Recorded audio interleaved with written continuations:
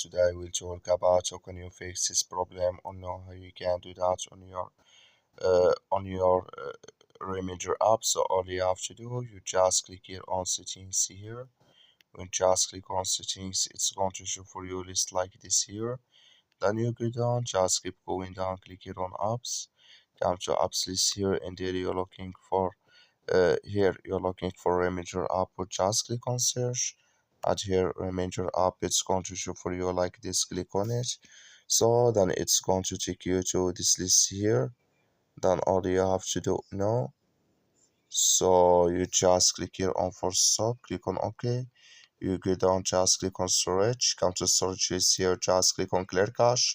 Then all you have to do now. So you just go to your Play Store. Click here on Play Store here.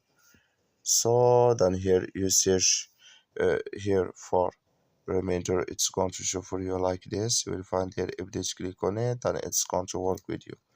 That's all you have to do. Thank you for watching. Don't forget to support us by liking.